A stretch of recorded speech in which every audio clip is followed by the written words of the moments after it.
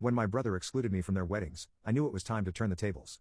The outcome was, I wasn't invited to any of my siblings' weddings, so I decided not to invite them to mine. I have 4 older siblings, all of whom are married. None of them invited me to their weddings because each one chose to have a ceremony without children. I thought I might be the exception since I'm their sister, but the first one to get married was my older brother, Leonardo. His wedding was child-free, and the others followed his lead. When Leonardo got married, I was 10, so I understood why I wasn't invited, but I was still very upset. He married a woman I liked, and I wasn't even there to see it. My next brother, Fernando, got married when I was 12.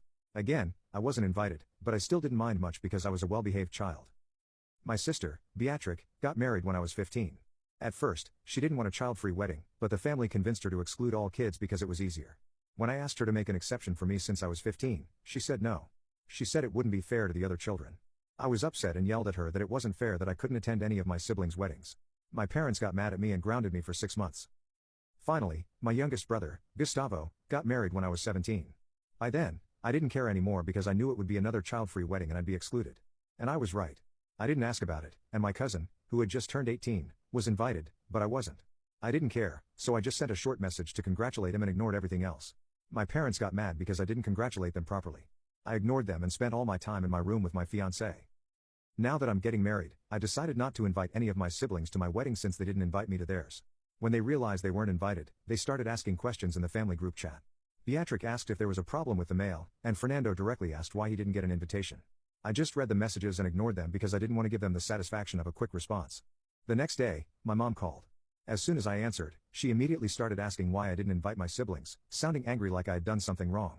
I took a deep breath and calmly told her they didn't invite me to their weddings, so I thought it was fair to return the favor. There was silence on the other end of the phone as she tried to understand what I said. Then she exploded. She asked if my fiancé had influenced me, saying I was always so sweet, but now I seemed like a stranger. I almost laughed nervously because, as usual, my mom blamed someone else instead of accepting that I might be right. I told her, "It's not about him, Mom. This is my decision. They never made me feel important enough to include me in their most special moments, so I don't see why they should be at mine."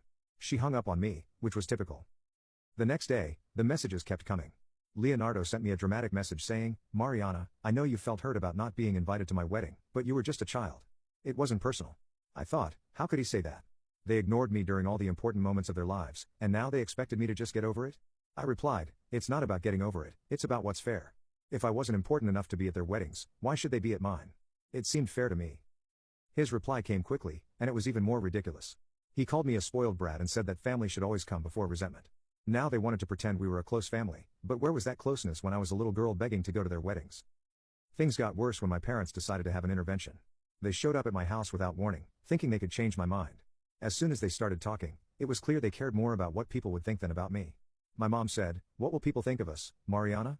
What kind of person doesn't invite their own siblings to their wedding?" She spoke like I had done something terrible. I tried to explain again that this was about all the years of ignoring me, but my dad interrupted, calling me childish and selfish. That's when I lost my patience. I said, "Childish and selfish? I was a child when I begged to go to their weddings, and everyone said I was dramatic. Now, as an adult, they want to pretend that never happened. I'm sorry, but I'm not changing my mind. They're not coming to my wedding, and if you keep treating me like this, neither will you." The room went silent. My mom looked like she might faint, and my dad turned bright red. Without saying anything else, they left and slammed the door. In the weeks that followed, they called me spiteful and ungrateful. My siblings tried to make me feel guilty, saying I was ruining the family. Beatrice even tried to appeal emotionally, saying my nephews were excited about the wedding and it would be cruel to leave them out this time. I ignored them. On my wedding day, I felt a huge sense of relief. The ceremony was exactly how I wanted it, light, full of love, and surrounded by people who truly cared about me. As I danced with my husband, I thought about how, for the first time, I had control over my life. Later, I found out that my mom had organized a separate dinner for my siblings on the same day as a kind of silent protest. I found it pathetic. They could comfort themselves however they wanted, but it wouldn't change the fact that, for the first time, I had stood up for myself, and that was liberating. After the wedding, I thought everything would settle down. It felt like a turning point in my life. The flowers, the music, the food, and the people there were perfect, surrounded by genuine love. I didn't feel the absence of anyone. But, as always, peace didn't last. A few days later, the comments started. First, there were indirect remarks in the family group chat. Beatrice was the first, saying, "We saw some pictures of your wedding. Why did those flowers look so basic?" I tried to ignore it, but it started to irritate me. Then Fernando added, "And the venue, I don't know, it looked more like an impromptu party than a wedding. You could have asked us for help. Didn't he know I had blocked everyone from my social media? How had they seen the photos?" It turned out they got them through mutual friends, which bothered me even more. Not only had they invaded a moment I had deliberately excluded them from, but they were also criticizing something they hadn't even experienced. I took a deep breath and forced myself not to respond, but it was hard. The last straw came when my mom called. She didn't waste any time with small talk. When I answered the phone, my mom immediately started criticizing me. "Mariana, what was that wedding? I saw the pictures. Honestly, I expected more from you. Everything looked so simple, nothing like your siblings' weddings. That dress, you deserved something more glamorous. Why didn't you have it in A?" You can click on share and more to see if there is a part 2.